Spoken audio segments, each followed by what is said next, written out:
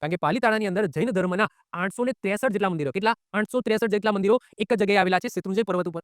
તો પાલીતાણા ભાવનગર જિલ્લામાં 630 મીટર ઊંચા શેત્રુંજય પર્વત ઉપર શેત્રુંજી નદીના કિનારે આવેલું એક શહેર છે, જેને ગુજરાતનું મંદિરોનું શહેર કહેવામાં આવે છે. શું કહેવામાં આવે છે? મંદિરોનું નગર અથવા મંદિરોનું શહેર કહેવામાં આવે છે.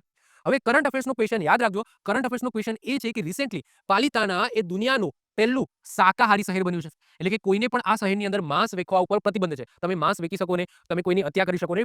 દુનિયાનું પહેલું શાકાહારી શહેર બન્યું છે. આ કરંટ અફેર્સનો ક્વેશ્ચન છે, યાદ રાખીશું. પાલીતાણાનું પ્રાચીન નામ હતું પાદલિપ્તપુર. પાલીતાણામાં 863 જૈન મંદિરો આવેલા છે, જેનો વહીવટ આનંદજી કલ્યાણજીની જે પેઢી છે એ સંભાળે છે. શેત્રુંજય પર જૈન ધર્મના પ્રથમ તીર્થકર, જેમનું નામ હતું ઋષભદેવ, જેમનું પ્રતીક છે સાંઢ, આખલો. તો એમનું મંદિર તમને મુખ્ય અહીંયા જોવા મળશે. માન્યતા અનુસાર પાલીતાણામાં સૌપ્રથમ જે મંદિર છે એ કોના દ્વારા બનાવવામાં આવ્યું હતું? નાગાર્જુન જે થઈ ગયા એમના દ્વારા બનાવવામાં આવ્યું હતું. એમને એક કહેવાય કે એક રચનાકાર હતા. એમની ઘણી બધી પુસ્તકો પણ લખી છે. તો એમાં નાગાર્જુન દ્વારા પાલીતાણાની અંદર પહેલું મંદિર બાંધવામાં આવ્યું હતું. તો પાલીતાણા 863 મંદિરો, પાદલિપ્તપુર એમનું પ્રાચીન નામ છે પાલીતાણાનું. દુનિયાનું પહેલું શાકાહારી શહેર બન્યું છે. 863 જેટલા જૈન મંદિરો જોવા મળશે. એમાં પણ જે મુખ્ય મંદિર છે એ ઋષભદેવનું છે, જે જૈન ધર્મના પહેલા તીર્થકર છે, જેમનું પ્રતીક સાંઢ છે, આખલો છે. ક્લિયર?